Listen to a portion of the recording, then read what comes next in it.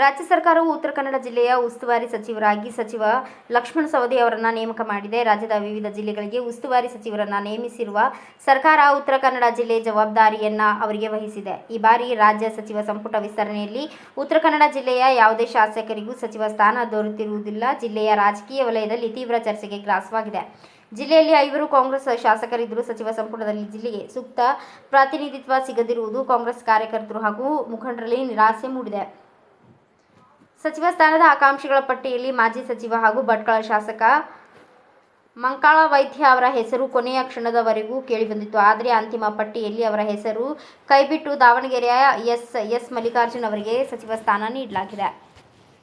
ಇದರ ಬೆನ್ನಲ್ಲೇ ರಾಜ್ಯದ ವಿವಿಧ ಭಾಗಗಳಲ್ಲಿ ಒಂದೆಡೆ ಅತಿವೃಷ್ಟಿ ಹಾಗೂ ಮತ್ತೊಂದೆಡೆ ಮಳೆಯ ಕೊರತೆಯಿಂದ ಉಂಟಾಗಿರುವ ಬರ ಪರಿಸ್ಥಿತಿಯನ್ನು ಸಮಗ್ರವಾಗಿ ಅಧ್ಯಯನ ಮಾಡಲು ಮುಖ್ಯಮಂತ್ರಿ ಡಿಕೆ ಶಿವಕುಮಾರ್ ಅವರು ಸಚಿವರಿಗೆ ಜಿಲ್ಲಾವಾರು ಜವಾಬ್ದಾರಿಗಳನ್ನು ಹಂಚಿಕೆ ಮಾಡಿದ್ದಾರೆ. ಅದರಂತೆ ಉತ್ತರ ಕನ್ನಡ ಜಿಲ್ಲೆಯ ಜವಾಬ್ದಾರಿಯನ್ನು ಲಕ್ಷ್ಮಣ ಸವದಿ ಅವರಿಗೆ ನೀಡಲಾಗಿದೆ. ಉಸ್ತುವಾರಿ ಸಚಿವರು ತಕ್ಷಣವೇ ಜಿಲ್ಲೆಗೆ ಭೇಟಿ ನೀಡಿ ಪ್ರತಿ ತಾಲೂಕಿನಲ್ಲಿನ ಮಳೆ ಪ್ರಮಾಣ, ಮಳೆ ಹಾನಿ, ಕುಡಿಯುವ ನೀರಿನ ಲಭ್ಯತೆ, ಕೃಷಿ ಚಟುವಟಿಕೆಗಳು, ಅತಿವೃಷ್ಟಿ ಹಾಗೂ ಬರ ಪರಿಸ್ಥಿತಿಯನ್ನು ಸ್ಥಳದಲ್ಲಿಯೇ ಪರಿಶೀಲಿಸಿ ಸರ್ಕಾರಕ್ಕೆ ವರದಿ ಸಲ್ಲಿಸಲು ಸೂಚಿಸಲಾಗಿದೆ.